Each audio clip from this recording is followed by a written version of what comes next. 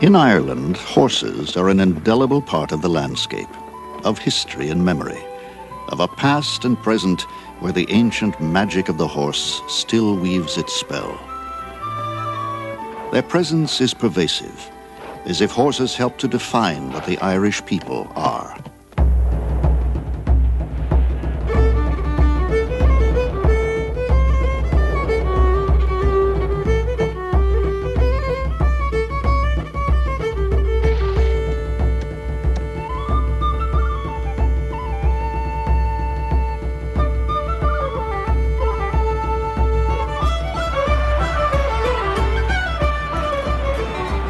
Horses are the Irishman's sport. Ireland was the birthplace of steeplechasing.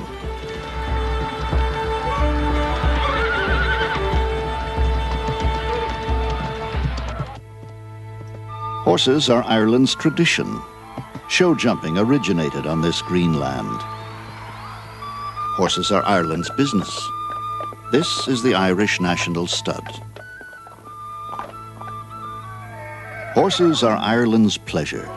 Here people still ride across fields and farms to the hounds, and thousands of families keep horses for recreation.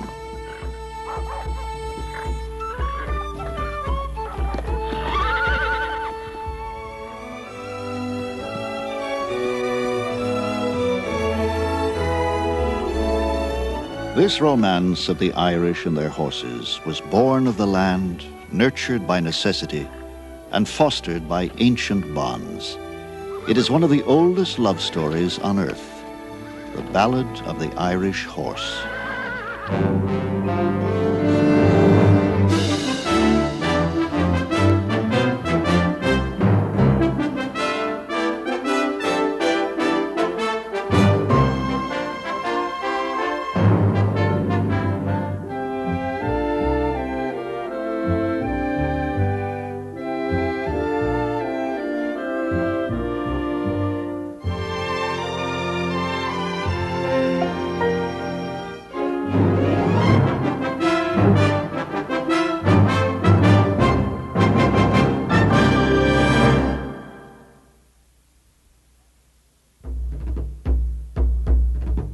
Ireland, island of myth and mystery, of wild shores and soft rains, lush pastures and rich soil, where the past still lives.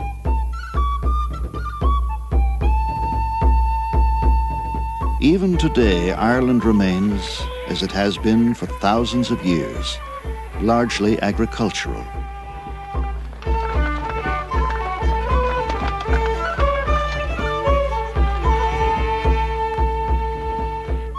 Here the story of man and horse stretches over the centuries, a saga woven of threads of tradition and history, custom and religion, that binds them inseparably in the fiber of Irish life.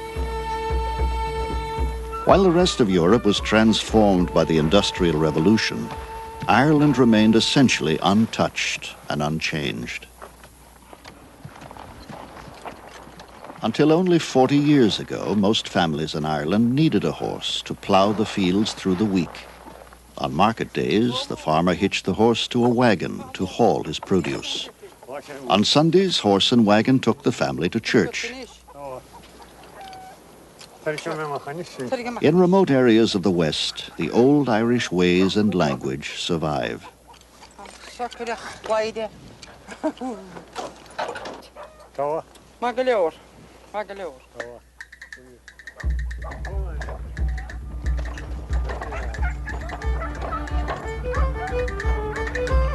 And the people of Ireland keep horses in their lives and on their landscapes.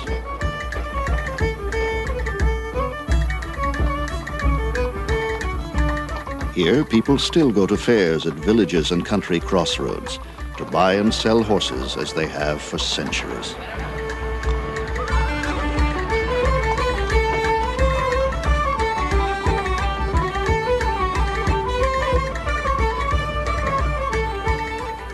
In Napoleonic times, quartermasters from European armies came here to buy the famed Irish horses for their elite cavalry regiments. Today, at the great October Fair in Ballinasloe, the flavor of a lost age lingers. What about this one? If she's there for £50, she's there. Right. The trading is still punctuated by the slapping of hands. A middleman still brings buyer and seller together. And a bit of earth on the horse's hindquarters still shows that a bargain has been struck. Like his father and grandfather, John Daly is a horse breeder. He came to this fair with his father. Now he brings his son, Alan, knowing the boy will follow in his footsteps. And today he has come to buy Alan a pony. We'll go and see something else anyway. Come here, let us see them.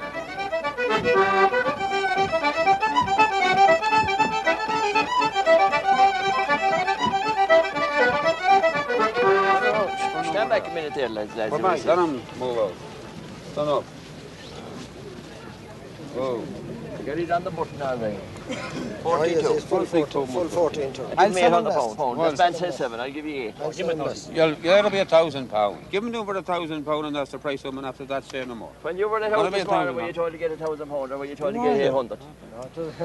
Well, I look at it this way. Your young lad will be getting a good pony and he's a good rider and I'd like to see him getting the pony. If you tell me you take it, I'll divide the last £200. £900. That's 900. Right? Give him £1,000. It's not 1,000. Go on, give him £1,000. Go on, give him £1,000. I'll tell you what I'll do. I'll go away and leave you for an hour to think about it. No And you might get a better man. I'm here to sell him. That'll be £1,000 of both of you. Listen, you're only fiddling around there like a fiddler. What? That'll be £1,000 and get the Go money. on, give him £1,000. Give him a check there for £1,000. Will you break the word? Go on, give him to him now. Go on. Sold. That's it. I'll give you my own look on. Oh, That's all right. I wouldn't talk about that. It's right. Hold it now, we'll see. Hold that. Hold that. 4, come on. 1, 2, 3, 4, 5. How did he get? Give me this one. Give me this enough. God bless you. After a few pounds are given to the seller for luck, Alan leaves the fair with a Connemara pony, a symbol of his future and his heritage.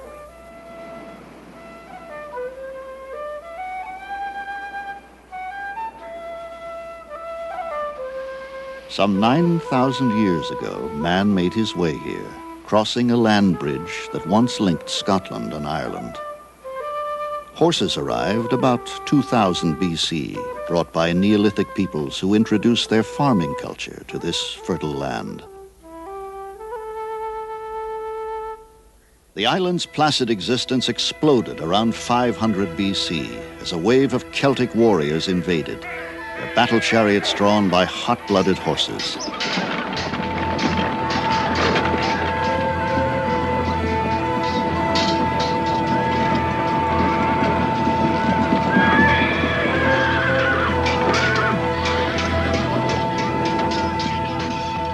When the bloody days of plunder and murder subsided, the invaders became settlers, and their Celtic legacy imprinted its indelible stamp on the soul and style of Ireland.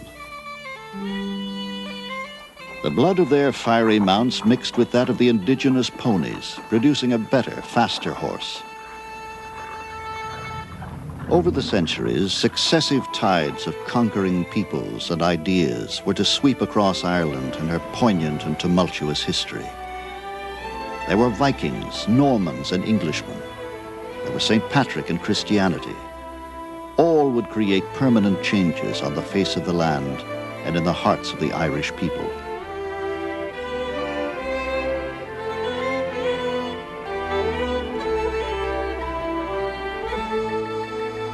But certain things would never change. For thousands of years and hundreds of generations, man and horse continued to share the soil of Ireland. Today in the West, Connemara ponies still run free over the wild countryside.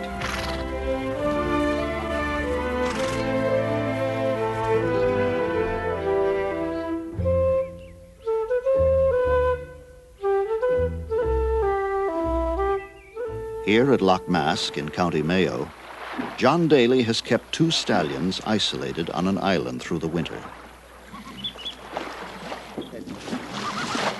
The island is a short trip by boat from the lake shore and Daly Stud Farm.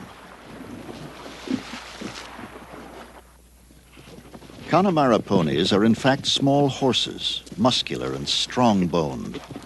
Perfectly adapted to the rugged western landscape, they retain the iron constitutions of wild horses, the ability to forage, the strength to survive on their own in an untamed wilderness.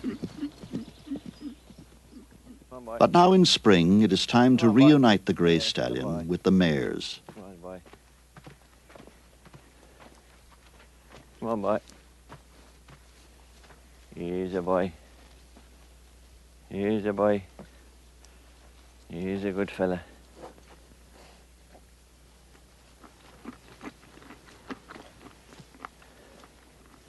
With a gentleness and expertise attained from a lifetime shared with horses, John quickly gains the stallion's confidence. That's the man.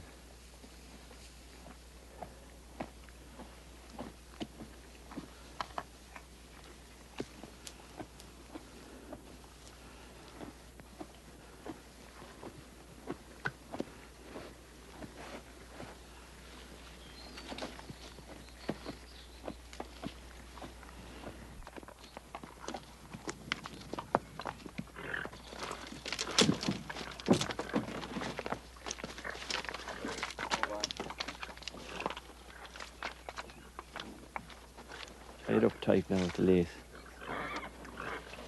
Underneath the side, right? Come on, boy.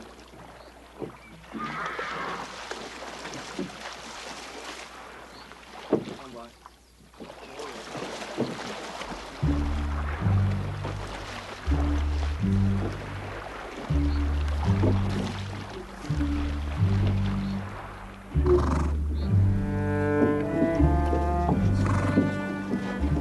There is evidence that spirited Spanish horses, some imported, some shipwrecked off the coast, mixed with the native ponies to create this hardy breed. Once used as both pack and plow animals in a rough and roadless countryside, today the intelligent, docile Connemara ponies are bred for riding. Daly will release the stallion with the herd, allowing him to mate with any of the mares that are in season.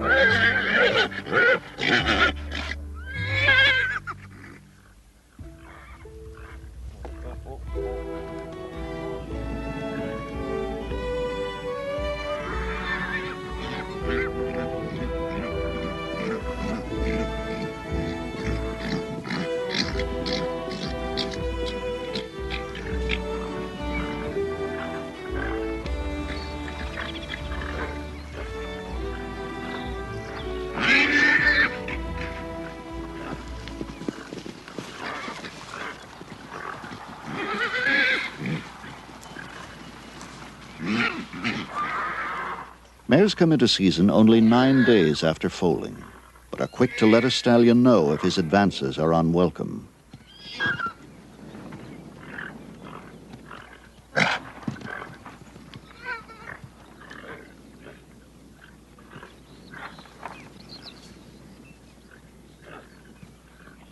Her posture and stillness indicate this mare's receptiveness.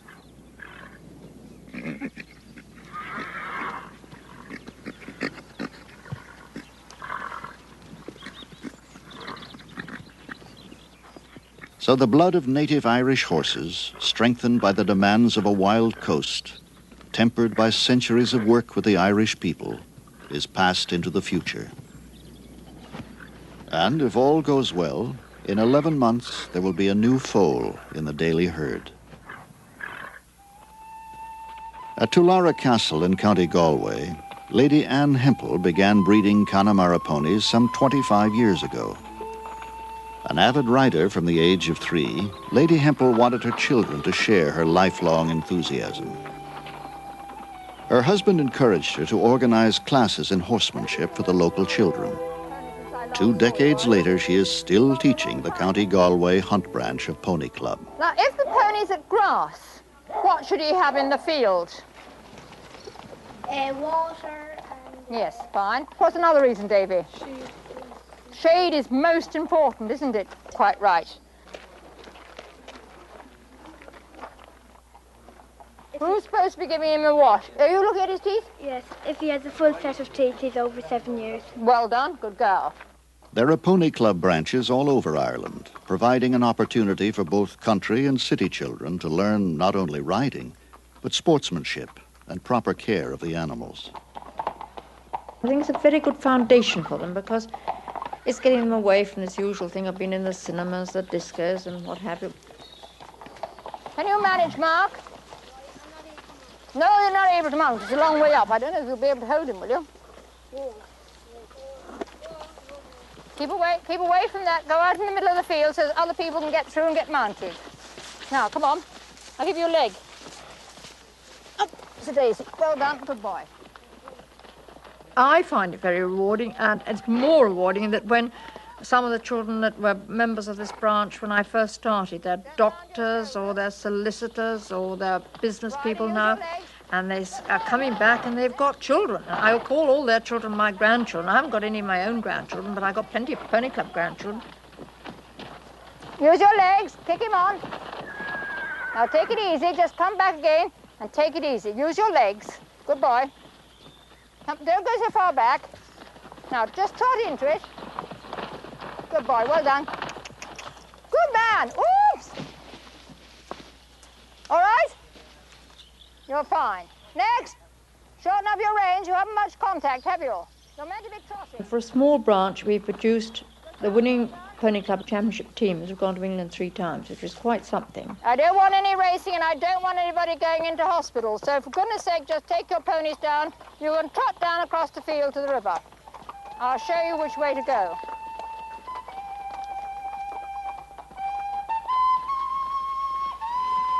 I love seeing these children with their happy little faces, but it just gives me the greatest pleasure. So a keen horsewoman passes on the joy of riding. The children of yet another generation forge new links with their ancient Irish heritage of horsemanship.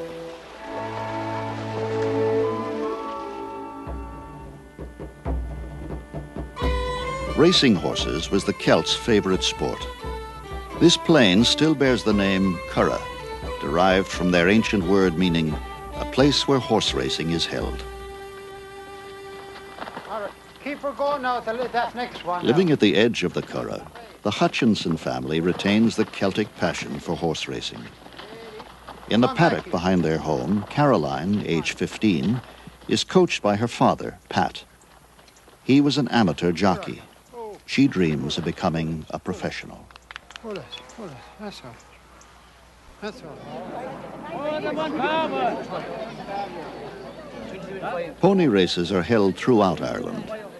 Though the jockeys are young boys and girls, the betting is serious business, with part of the proceeds going to charity. 6-4. The father had always had about 100 horses, and he was one of the biggest dealers in the country. He had a couple of 1,000 acres of land, and I used to ride all our own horses. And now, thank God, the kids are following on. Caroline is one of 4 Hutchinson daughters participating in this competitive world. One more. Mrs. Hutchinson is active too, but the pony races are a family affair, much like Little League Baseball. Some of Ireland's leading jockeys began their careers in the pony races.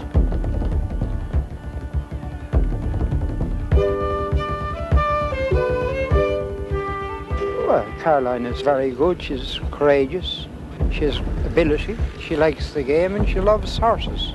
And I don't think she'll ever, no matter what I say or anybody else says, she won't do anything else. She rides to win, and I think that's the secret.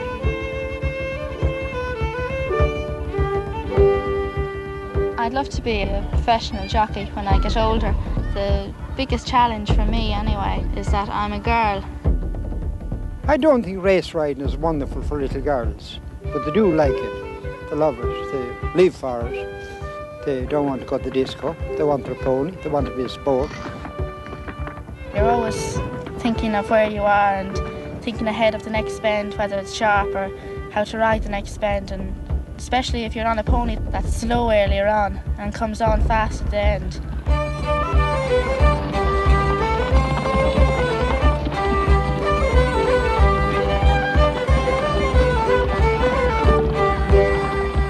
Because of her consistent winning, Caroline is sought to race other people's ponies, as well as her father's.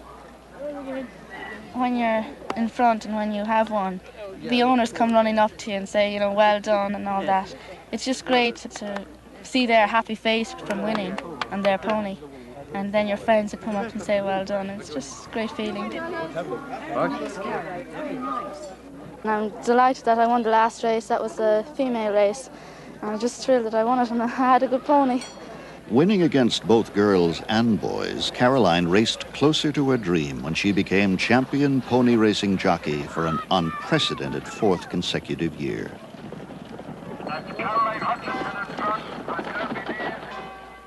In 1752, with the steeples as starting and finishing points, a Mr. O'Callaghan raced a Mr. Blake from the church at Buttevant, jumping walls and fences, across farms and fields, to the church at Doneraile, thus running the first recorded steeplechase.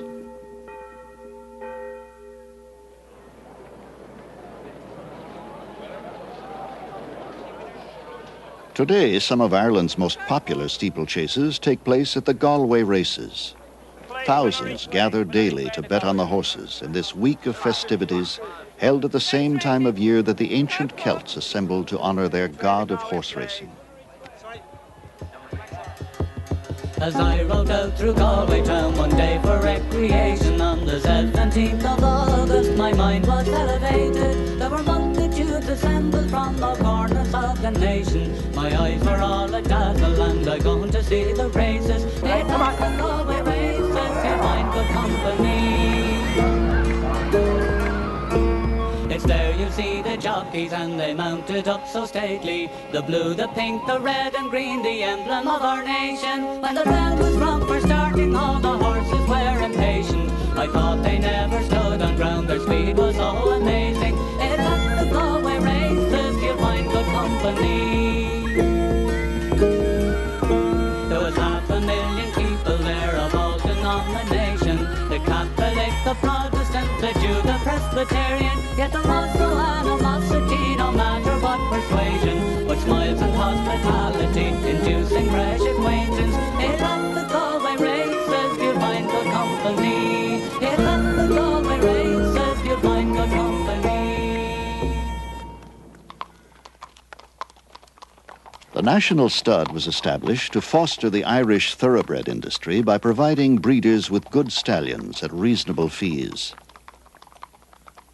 The record of thoroughbred breeding dates from the publication in 1793 of the first English stud book, which listed 3 Arab stallions and the royal mares.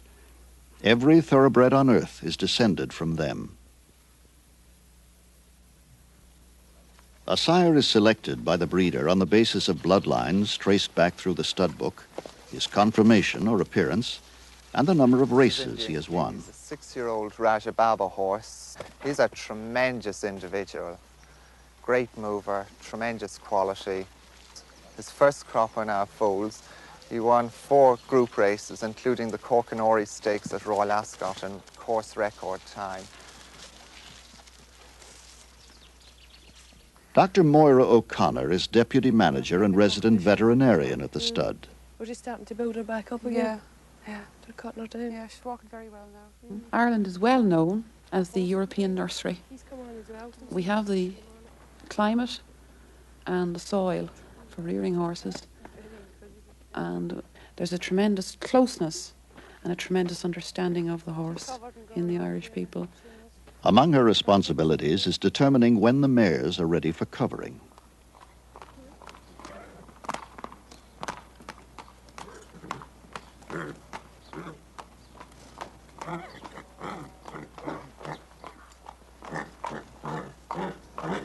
Every step of the procedure must be carefully monitored in the breeding of these delicate and valuable animals.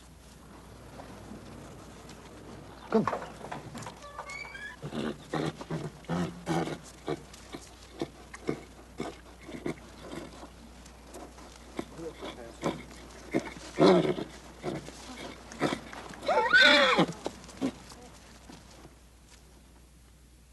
"18 days after the covering, a sonogram is made by a visiting veterinarian and Dr. O'Connor.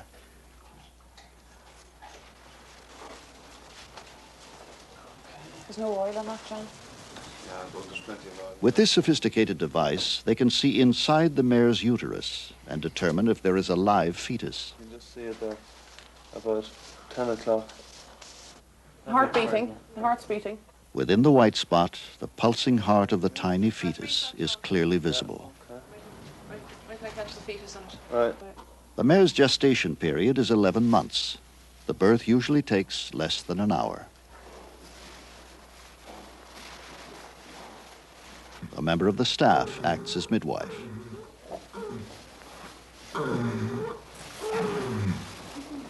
Yeah, that's her.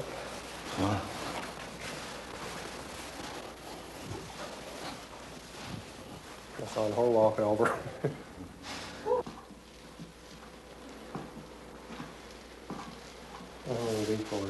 Yeah.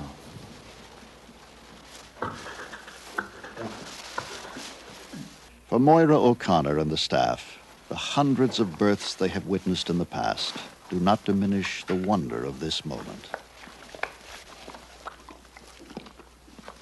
Well, you should get up now and do it. Hang on, sorry. No.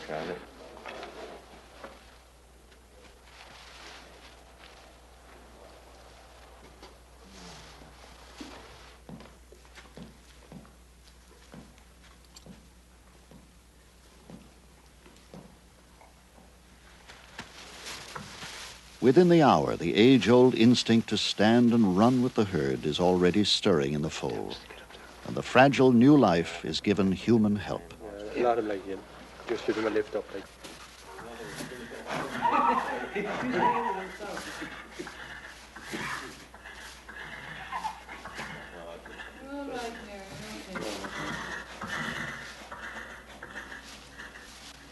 These spindly legs, now trembling and weak, have centuries of speed bred in them.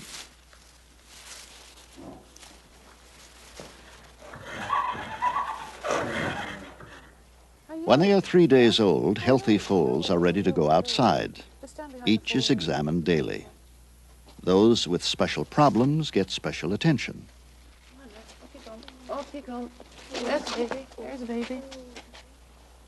That's good. Okay. Come on.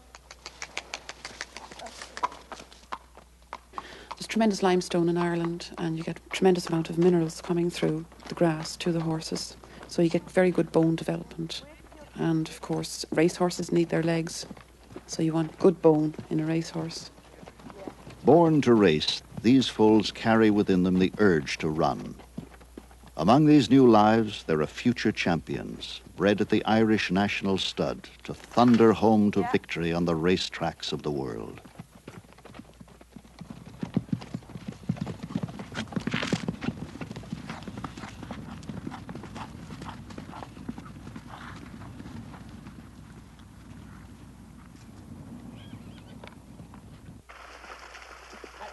Here at Goff's, the finest thoroughbreds are offered at auction.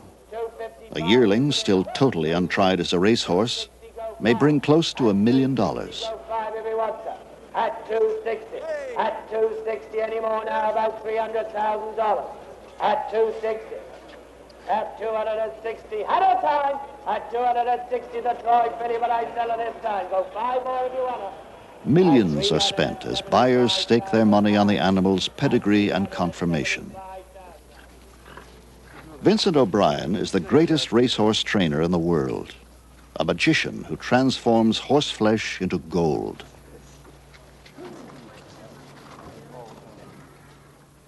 An international group of investors depends on his uncanny eye to select potential champions. His reputation began to soar in the 50s with 3 consecutive wins at the world's most difficult steeplechase, England's Grand National. There was a stubborn refusal here by Glenn Power. And now for a most unhappy landing.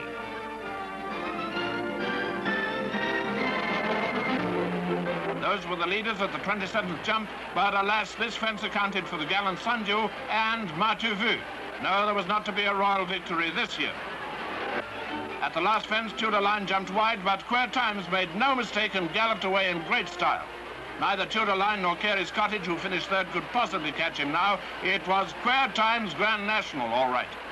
And it was the third successive national win for trainer Vincent O'Brien. These Irish.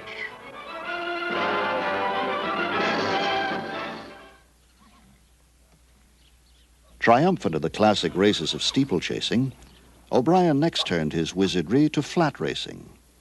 Son of a farmer, fifth of 8 children, he started his remarkable career with a rented stable and 3 horses. I must have had a natural liking for horses right from the start, and that developed then over the years, and eventually I started training. I don't think I'd be happy doing anything else. Today, his empire spreads over nearly 1,000 acres. Ballydoyle is the world's finest private training facility, with magnificent barns, covered rides, gallops each 14 furlongs in length, a 19th century Georgian home, a helicopter pad, and stables of thoroughbreds worth millions of dollars, all under tight security. O'Brien retains a percentage of every horse he trains. Among this season's crop of aristocrats are 7 sons of Nijinsky, 3 of Alleged, and 9 of Northern Dancer. O'Brien's extraordinary powers seem to spring from an almost magical ability to sense what each animal needs to develop and succeed. It is very important to make a study of each individual animal, because they all like people, they all differ. Some horses got a very easy, calm disposition, and they have no mental problems. But others have. They've got to be given special attention and rather specially trained, so as to try and keep them settled and easy in themselves. O'Brien's success as a trainer is legendary. His race winnings alone have been as high as $1 million in a single year. But it is after a horse's last race is won that its big money-making career may begin.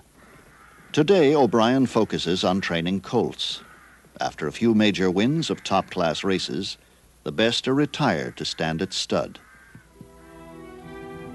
Sold to groups of investors for more than $25 million each, these stallions earn huge fees in their years as sires.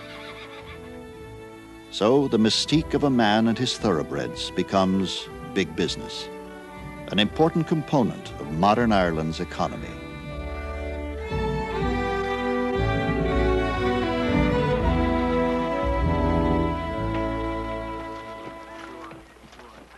In the 18th century, Irish farmers began to breed tough, powerful work animals, able to pull both plow and cart.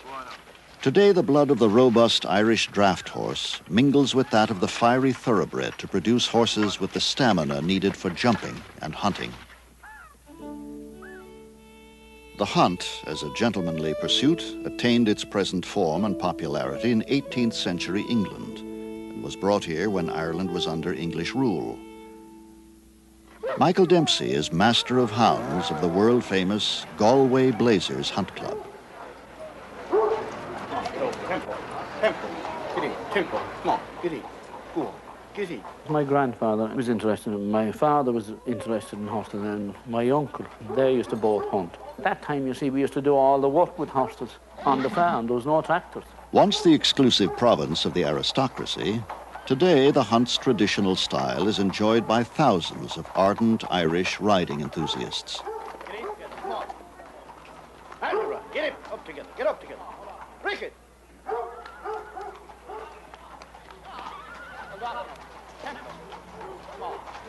Dempsey, a local boy, grew up dreaming of becoming master of hounds.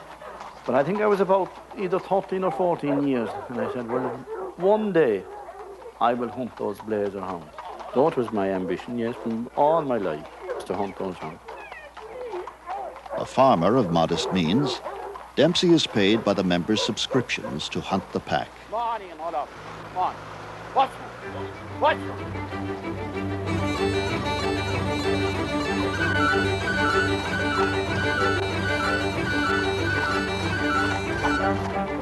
Oh, I love those hounds, and I know all of them individually, and they all have a character, and they all are different, and I see them every day. To your very close friends. You have to be very close to your hound before they'll walk with you.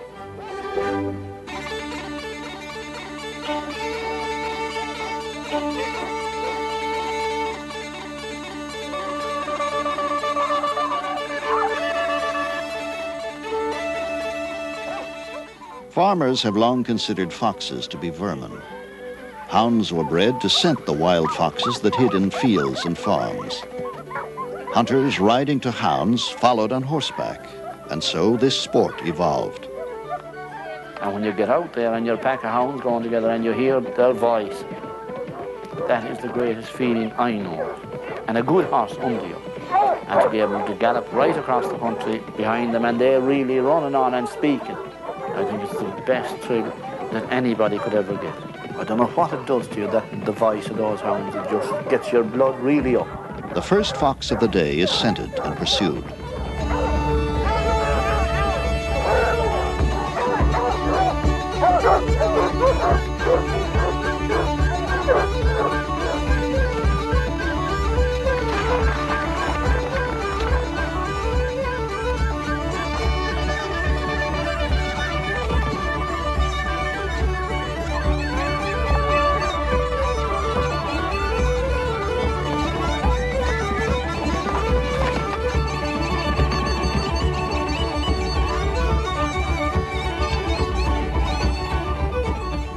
Often they lose the fox.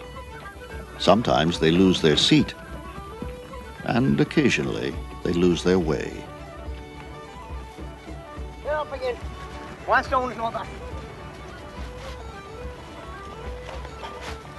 All right. You're afraid. Go on. Off you go. Let him off. But where do I go? Go on, go up across there. Go on, you get on to them.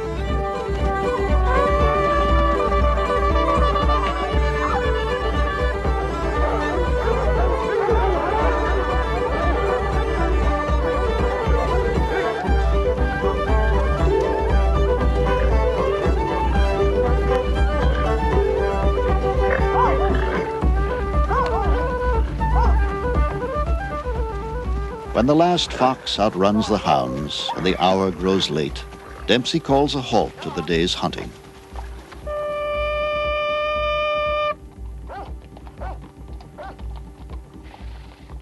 Home now. We go for the veal now after this. The hunters head for a traditional last stop, a pub called the Blazers.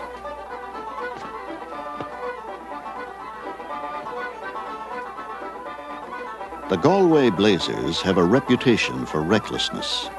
It is said that a group of hunters from Galway once reveled so boisterously in a certain hotel that it burst into flames, thus giving the group its name. Tonight, this pub is ablaze with traditional Irish pleasures: the pints, the laughs, and the songs.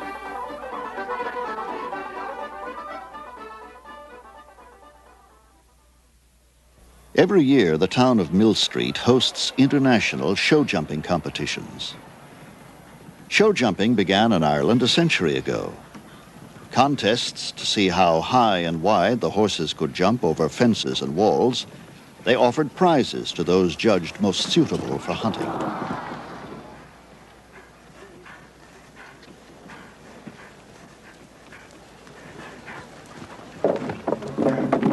This competition is called Carroll's Boomerang Finder. It was named in honor of Boomerang, the horse that this man, Eddie Mackin, rode to fame and fortune in the world of international show jumping. The horse that made him a national hero.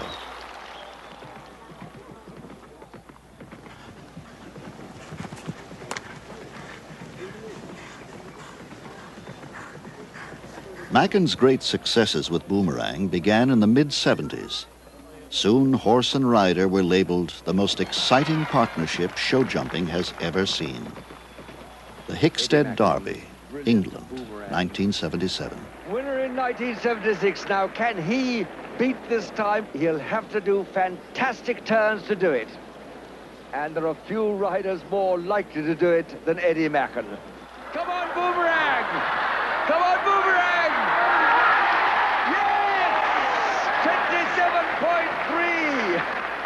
Boomerang was everything I am. I just was very fortunate to meet him at the right stage in life. He was probably fortunate to meet me. We came together and developed a great partnership, and he put me right at the top of world show jumping in a very short period of time. All eyes are on the brilliant Irishman, Eddie Mackin. horses. Gives him plenty of time. He's absolutely right for it. Go on, Eddie. What a magnificent performance by Eddie Mackin. Incredible to think that he's now won his 4th British jumping derby in a row. This trophy was commissioned after Boomerang had won his 4th consecutive Hickstead Derby. Hickstead Derby is probably one of the most difficult competitions in world show jumping to win. And for a horse to win it once is an achievement, but he actually won it 4 times. In 1980, Boomerang broke a bone in his foot, and Mackin retired him. But Hickstead brought them back for an emotional farewell tribute.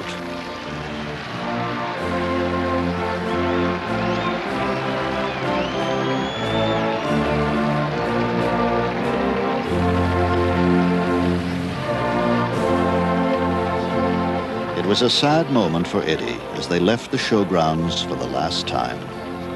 3 years later, Boomerang's condition became so painful he had to be put down. He is buried on Mackin's farm. I'll never have a horse that'll mean as much as Boomerang, and the possibilities of ever finding one with as much talent are very, very slim indeed. The loss of Boomerang still haunts Mackin's life. With his wife Suzanne, he searches for a horse with the unique talent and temperament to replace Boomerang. Okay. All right. All right.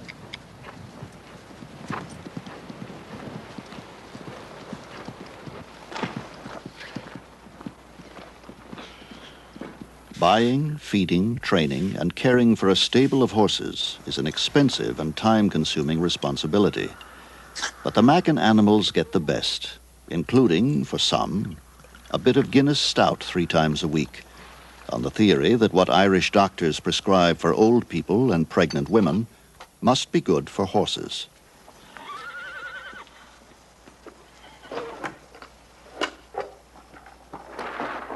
Youngest of 5 children, Mackin is the son of a small-town butcher. You ready to go? Yeah, he's fine. Right home. Yeah, you want to leave him for me in the morning, I'll ride him. A superb natural rider, he has grown to be a trainer with a special feel and touch for a horse.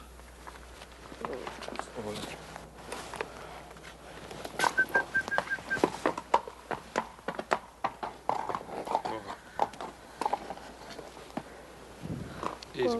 Whoa. This animal seems to have a muscular problem. Mackin examines him to see if a veterinarian is required. I start to get a bit of a thing about this now, all the fiddling. Yeah, he's just anticipating. He's very tight there still. Well, Robin's coming this afternoon again anyway, isn't he? He is, yeah. Oh.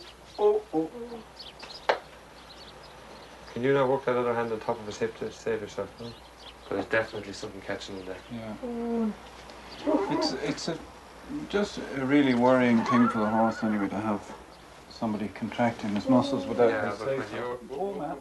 Eddie himself has acknowledged that a horse like Boomerang comes along only once in a lifetime.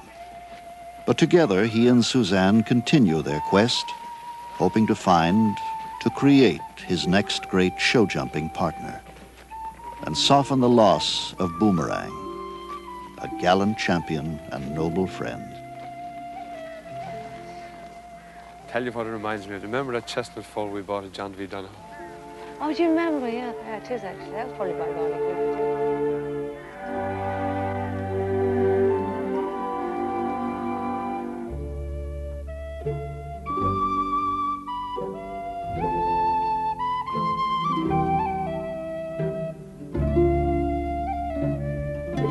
All over Ireland, boys who would like to grow up to be the next Eddie Mackin are practicing and competing with the intense hope and fervour of youth.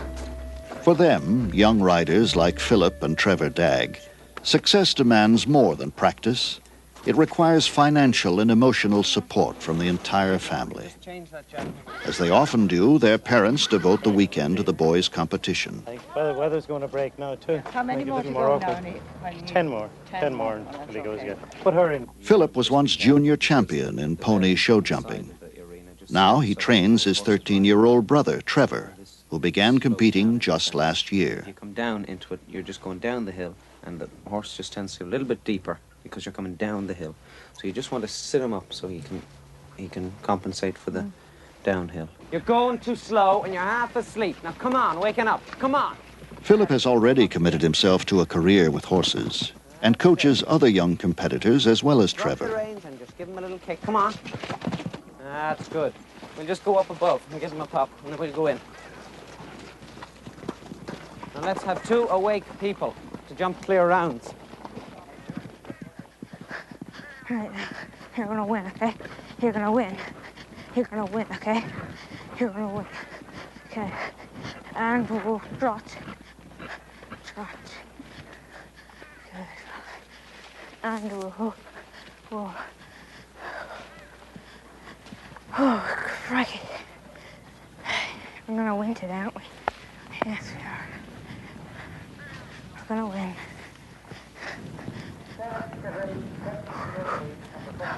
Go back and see Philip. Okay? Good lad.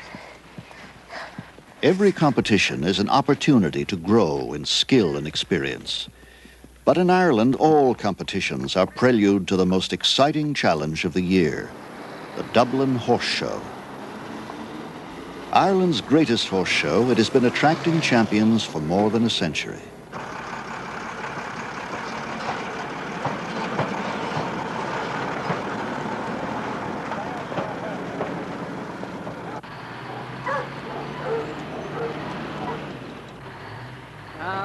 All of the riders have qualified to participate by winning at a number of competitions throughout the year. Does he not have any horses jumping this evening? He's not jumping the grade A half. Is he not? No.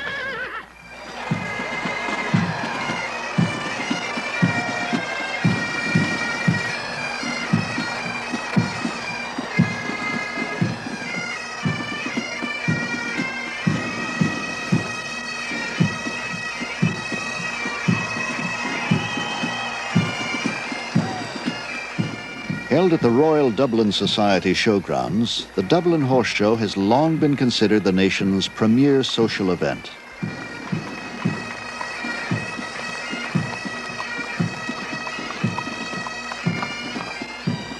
Enthusiasts from farms, villages, and cities across the country join international visitors as 1,000 horses and riders and teams from 5 nations stage 5 days of fierce competitions and showmanship.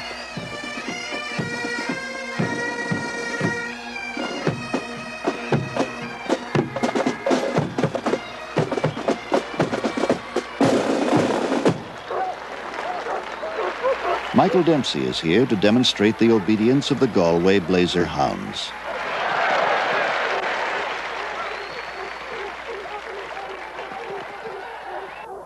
And Trevor Dagg has an opportunity to compete in the same arena used by the international teams. Last day and you'll be all right. Okay? Don't worry about it. It'll all go all right when you get out there, okay? Okay, we give him a pop.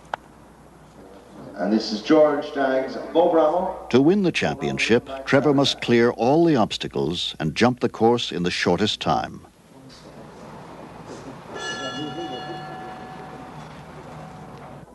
Easy. Oh, no. Whoa.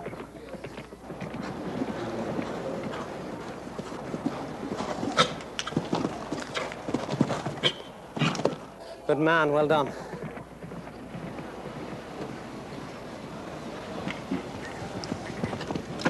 Oh, no. It's gone.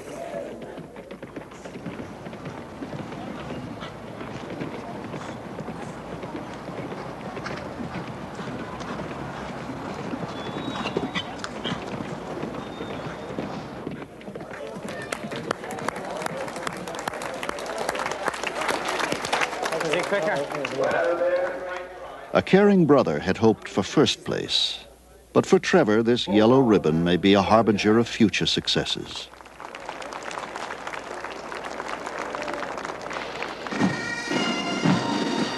It was here that the world's first show jumping competitions were held.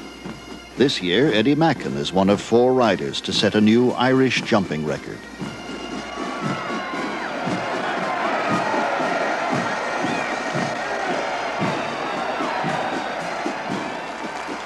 In this great yearly celebration of horses and horsemanship, the ancient spirit of the Irish people is aroused anew to stir and soar.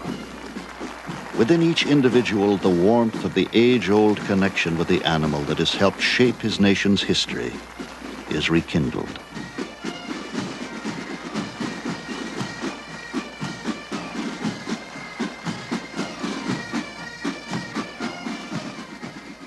I think we have produced a lot of really world-class horses on the international scene, and they've become famous obviously from that. But I think the greatest asset the Irish horse has is that as a pleasure horse and for the amateur, he seems to be more clever, more easy to deal with, more to handle, to ride, and he seems to give a longer period of enjoyment than the continental horses do. Myself and my family, if we have no breakfast, today, tomorrow, some other day in the future, we'll still look after the horse, and we'll give the horse our breakfast. We're with horses for generations, and Irish people, while ever they're Irish, they'll talk about horses, they'll have horses, they'll keep horses, they'll never get rid of them. A tremendous appreciation of the horse runs through the Irish people. Ireland is an island. We are an island people. And as a result, the traits that were in our forefathers are still present today, after many generations.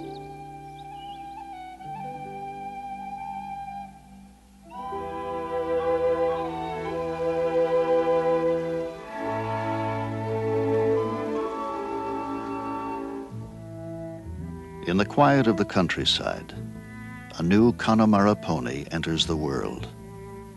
Only minutes old, still weak and wobbly, he is born with the ability to stand alone, to survive in the lean land of the West. Within himself, he carries the strength of thousands of years on Irish soil.